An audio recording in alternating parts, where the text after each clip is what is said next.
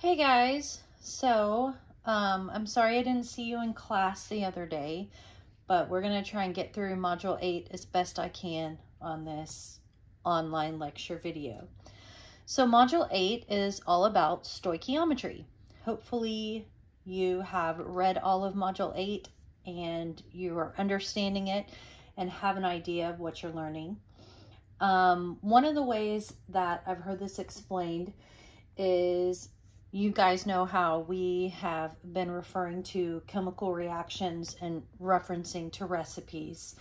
So one way you can think about this is if you have a car factory, in your car factory, for every completed car, you have a body for that car and you have 4 wheels, okay?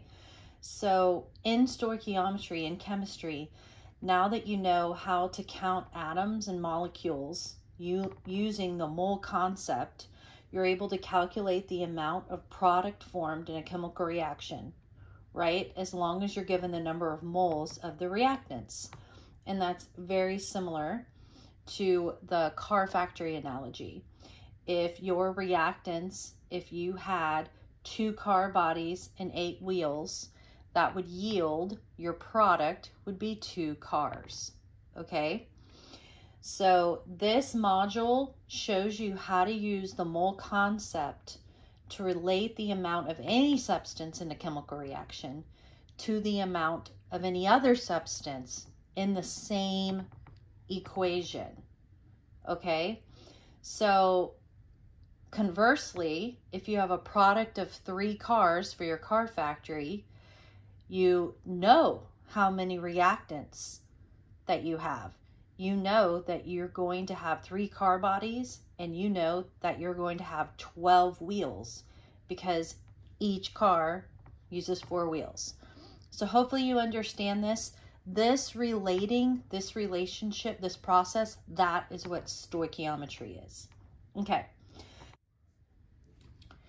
All right. So last module, we talked about relating the number of moles of reactants to the number of moles of products formed in a chemical reaction. So remember that your chemical equation is a mathematical expression. So whatever you do to one side of the equation, you have to do to the other side to keep it balanced.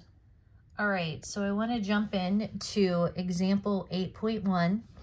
A chemist forms ammonium sulfate, NH42SO4, an excellent fertilizer, by combining ammonia, NH3, and sulfuric acid, H2SO4. If she ends up making 12.2 moles of ammonium sulfate, how many moles of ammonia were used? All right. So the first thing we're going to do is we're going to write out this reaction. We know it's a formation reaction and they give us what we need. So they say that ammonium sulfate is formed by combining ammonium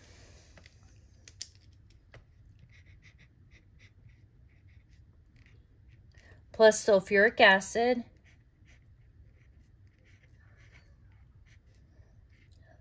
okay.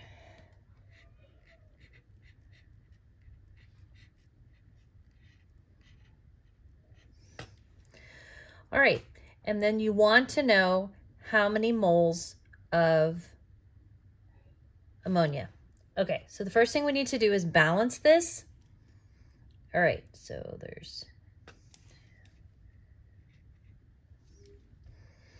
and there we go. All right, so there's 2 nitrogen, now there's 2 nitrogen, there's 8 hydrogen, there's 6 plus 2, 8 hydrogen, there's 1 sulfur, and there's 4 oxygen. So hopefully you can see, hopefully you remember from the previous chapters how to balance, and that's not too tricky. And you're looking for moles,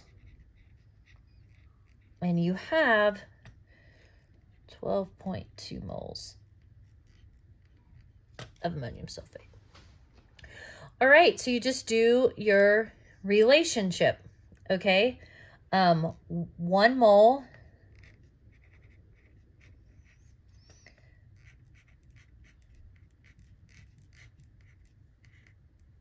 of ammonium sulfate equals, there's 1 right there, 2 moles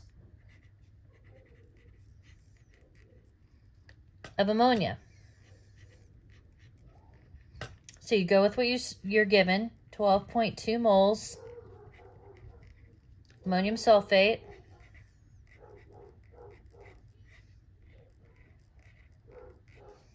over 1. Oops, I didn't really have to carry that out, but I can. And then 1 mole of it is in relation to 2 moles. These should cancel out. And you're going to be left with 24.4 moles of ammonia. All right, so hopefully you can see that it's not too hard. Let's say it wanted the number of moles of sulfuric acid. So let's say it also wants to know this. Okay, well, again, you can look at your ratio and it's 1 to 1 for moles. So 1 mole of ammonium sulfate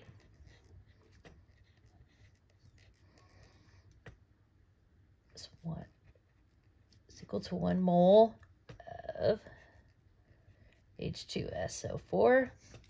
And you would do the same process, right? You do 12.2 moles.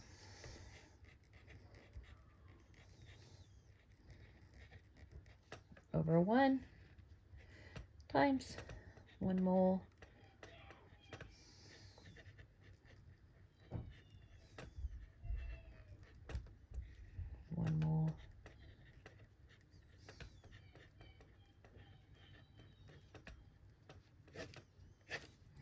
and that would be, it would just be 12.2.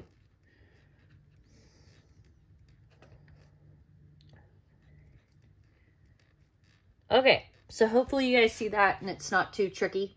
All right, so now we're going to move on to talking about experiment 8.1 and limiting reactions. So stoichiometry can be a challenge when you have multiple substances on both sides of the equation. So in this experiment, we're going to determine which reactant in an equation is the limiting reactant, okay? So I use baking soda, vinegar, I use a tape measure, I do not use a graduated cylinder, I use a beaker. I also use a funnel, I use 4 round balloons, all the same color, you'll see why. I use a 1 plastic 2-liter bottle. I use a digital scale. Yes, a funnel and a plastic spoon. Okay. So what you're going to see in just a minute, I don't really talk as I'm doing it, but basically I take each of the balloons and I measure them on the scale to get their measurement. They weighed about 2 grams. And then I filled each balloon with baking soda using a plastic spoon. I filled 1 balloon with 10 grams of baking soda, 1 balloon with 30 grams of baking soda, and 1 balloon with 60 grams of baking soda. Then I took a beaker. I measured out 250 milliliters of vinegar. I poured the vinegar into an empty plastic 2-liter bottle using a funnel. After the vinegar was inside the bottle, I took my balloon and I attached it to the top of the 2-liter bottle, covering it. And then I poured the baking soda that was inside in it. So I did this with the 10 grams of baking soda. And then I let the chemical reaction happen. And when the chemical reaction occurs, carbon dioxide gas is being released, which causes the balloon to fill. You'll also see bubbling going on at the bottom. After the reaction completed, when there were no more bubbles, no more gas being produced, then I used the tape measure and I measured the circumference of the balloon at the widest point, okay? Then I took my contraption apart. I took the balloon off. I got rid of it. I cleaned out my bottle really good. I guess I also used distilled water. We should say this. I I cleaned out the bottle and I repeated the experiment the exact same way with the balloon with 30 grams of baking soda. And I took my measurement, and then I did the same thing again with 60 grams of baking soda. Now, when I did this third trial run, I found out that my balloon had a hole in it. So I actually had to run it a fourth trial because I wasn't able to get a measurement from the third trial because the gas was escaping and it just didn't work. Okay, I want you to watch the experiment now.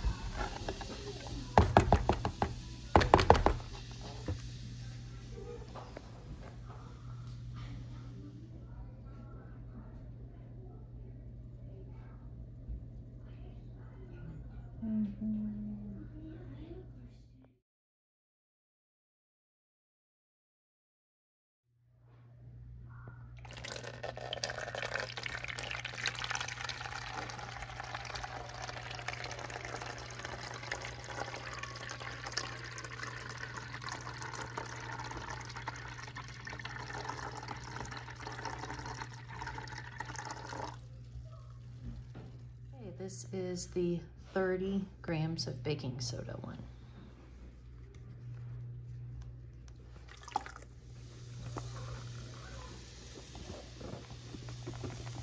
And I'm shaking it to get all the baking soda to go down.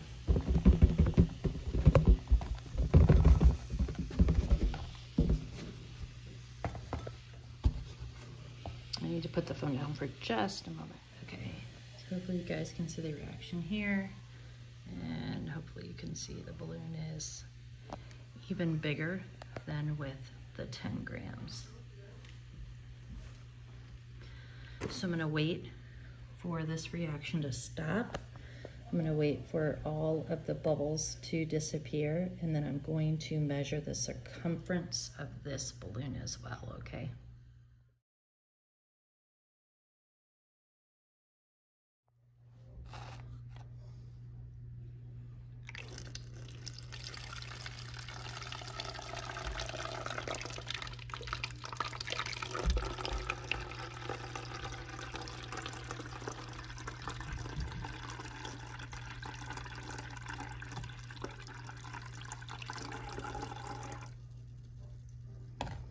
Great. Now I'm going to set up for the 60 grams of baking soda. So I need to redo this one, which is why